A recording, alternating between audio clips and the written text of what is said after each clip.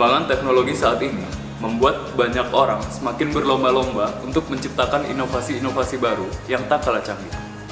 Khususnya pada bidang kontrol, di mana pada saat ini proses di dalam sistem kontrol tidak hanya berupa suatu rangkaian dengan menggunakan peralatan kontrol yang dirangkai secara listrik, namun telah diperbarui dengan peralatan kontrol dengan sistem pemrograman yang dikenal dengan nama PLC atau Programmable Logic Controller.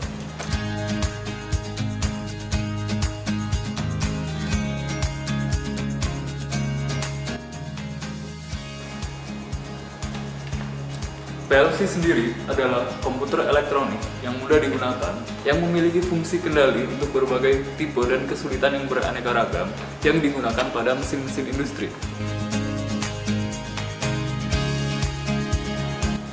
Komponen utama dari PLC ada 3 komponen penting.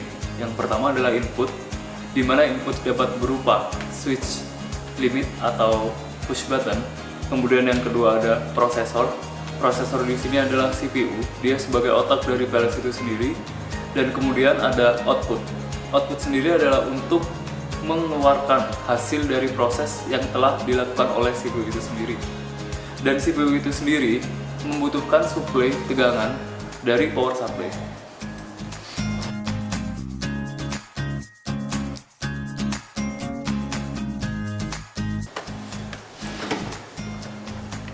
Penggunaan PLC memiliki beberapa keuntungan. Yang pertama adalah pengkabelan sedikit, kemudian dia lebih mudah untuk diubah dan lebih cepat untuk diubah. Selain itu, bantuan troubleshooting akan mempermudah programmable-nya. Pada kesempatan kali ini, saya akan menjelaskan mengenai aplikasi PLC pada jembatan hidrolik otomatis. Sistem jembatan hidrolik otomatis terdiri dari beberapa hal, seperti jembatan, mobil kendaraan, kapal, lampu lalu lintas, palang pintu, dan sensor pendeteksi jarak. Berikut adalah simulasi keadaan pada saat sistem jembatan hidrolik otomatis. Pada keadaan awal, posisi jembatan dalam keadaan terbuka, yang berarti kapal dapat melaju melewati jembatan.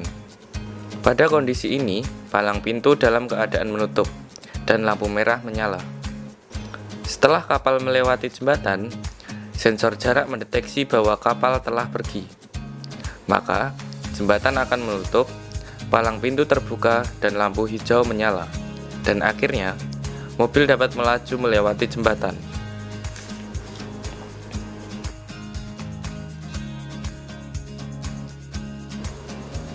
Pada saat sensor mendeteksi adanya kapal datang, maka jembatan akan membuka.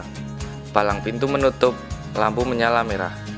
Maka pada keadaan ini, mobil tidak dapat melewati jembatan. Sistem ini akan terus berulang.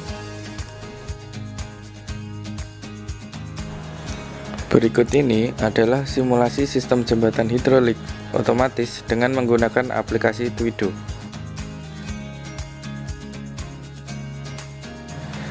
Pada awalnya, pada saat sensor A sebagai sensor pendeteksi kapal memberikan input, maka akan mengaktifkan lampu merah dan palang pintu akan menutup. Hidrolik pump akan membuka yang menyebabkan jembatan ikut terbuka.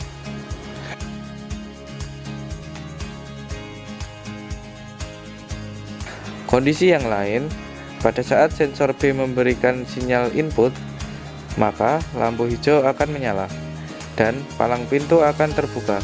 Pada saat kondisi ini, hidrolik pump akan menutup yang menyebabkan jembatan ikut tertutup.